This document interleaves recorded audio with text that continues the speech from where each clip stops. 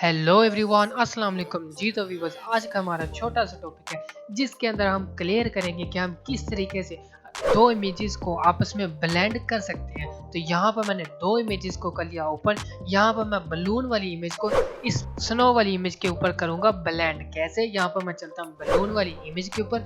यहाँ पर आने के बाद मैं इस बलून की बनाऊंगा सिलेक्शन। तो यहाँ पर मैं लेसर टूल को कर लेता हूँ सिलेक्ट करने के बाद मैं इसकी रफ सी बनाऊंगा सिलेक्शन।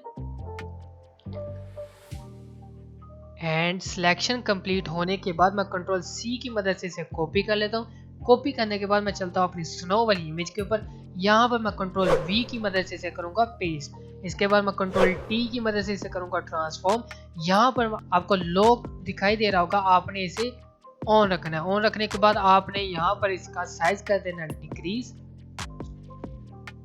एंड डिक्रीज करने के बाद यहाँ से प्रेस ओके। इसके बाद आपने जाना अपनी बैकग्राउंड वाली इमेज के ऊपर जो कि आपकी स्नो वाली इमेज है। तो यहाँ से आपने इसे कर देना अनलॉक। अनलॉक करने के बाद आपने कंट्रोल की मदद से इन दोनों लेयर्स को कर लेना है सिलेक्ट करने के बाद आपने जाना है एडिट के मेन्यू में।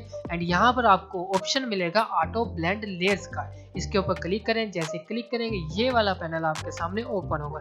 तो यहाँ पर आपने स्टेक इमेजेस को कर लेना है एक्टिव करने के बाद यहाँ पर आपको नीचे ऑप्शन मिलेगा सीमलेस ट्यून एंड कलर्स। इसे आपने एक्टिव रखना है। And content aware fill transparent areas, इसे भी आपने रखना है एक्टिव। राइट, इन तीनों ऑप्शंस को आपने एक्टिव करके यहाँ से प्रेस ओके कर देना। तो आप देखेंगे कि आपकी जो दोनों लेयर्स थी वो ऑटोमेटिक तरीके से आपस में ब्लेंड हो चुके हैं। आई होप कि आपको आज का ये छोटा सा ट्यूटोरियल पसंद आया होगा। अगर आपको ये पसंद आया तो प्लीज इसे लाइक कर दीजिए एंड शेयर कर दीजिए। एंड मिलते हैं एक न्यू वीडियो में एक न्यू टॉपिक के साथ। तब तक के लिए अल्लाह निगहबान।